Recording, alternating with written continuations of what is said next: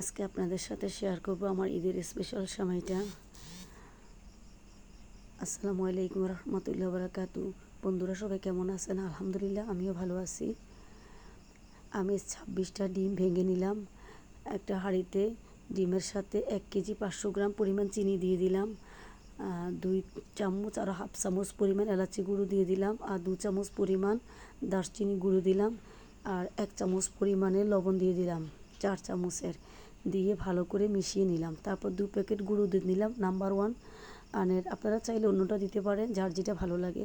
তো আমি 1 প্যাকেট গুঁড়ো দুধ দিলাম, দিয়ে আরও হাফ প্যাকেটের একটু বেশি প্রায় 800 গ্রামের মতো গুঁড়ো দুধ দিয়ে ভালো করে সব কিছু মিশিয়ে নিলাম। এখানে ব্লেন্ডার লাগবে না বা বিট করাও লাগে না, একটু কাঠের ঘুটনি দিয়ে নিলে হয়। তারপর আমি 2 প্যাকেট মিল্ক বিটার দুধ নিয়ে নিলাম, 2 প্যাকেট পুরোটাই দিয়ে দিব। এগুলি দিয়ে ভালো করে মিশিয়ে একপাশে রেখে দেব। দুটো প্রায় দেওয়া শেষ হয়ে গেছে, এখন এগুলি আমি একপাশে রেখে দেব। এবার সবগুলি মশলা রেডি করে নেব। এর সাথে নেব বেশি করে কিশমিশ, শুকনো কিশমিশগুলো নিয়ে নেব। তারপর বেশি করে নেব আপনার পেস্তা বাদাম। পেস্তা বাদাম খুব বেশি না, মোটামুটি। আর কাজু বাদাম নেব একটু বেশি করে।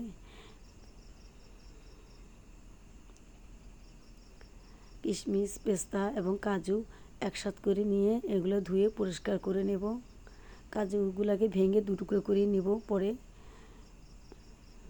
এখন সবগুলি বাদাম কিশমিশ রেডি। আর বাদামগুলোকে আমি তাওয়াতে তেলে ভেজে নেব, ভেজে পরিষ্কার করে ধুয়ে নেব। তারপরে আমি রান্নাঘরে চলে গেলাম। চুলায় একটু হাফ কাপ পরিমাণে ঘি দিয়ে দিলাম, ঘিটা স্কিপ করা হয়ে গেছে। ঘিয়ের মাঝে আমি পেস্তা এবং কাজু বাদামগুলো একটু মোটামুটি ভেজে নিলাম। এগুলি হালকা ভাজা হয়ে গেলে, খুব বেশি ভাজা লাগবে না, মোটামুটি ভাজা হলে আমি কিশমিশগুলো দিয়ে দিয়েছি। কিশমিশে একটুখানি পানিটা চলে গেলে হবে, অল্প ভাজবো, কিশমিশটা বেশি না। তারপর দিয়ে দেব আমি বাদামগুলা, ধুয়ে পরিষ্কার করে রাখা সেই বাদামগুলো 1 বাটি এগুলো দিয়ে দেব। যেহেতু আমার অনেকগুলি সেমাই, প্রায় 6 প্যাকেট সেমাই এখানে দিব। সেমাইগুলো হালকা ভেঙে ভেঙে এখন দিয়ে দেব ঘিয়ের মাঝে। এবার একে একে আমি সবগুলি প্যাকেট দেব।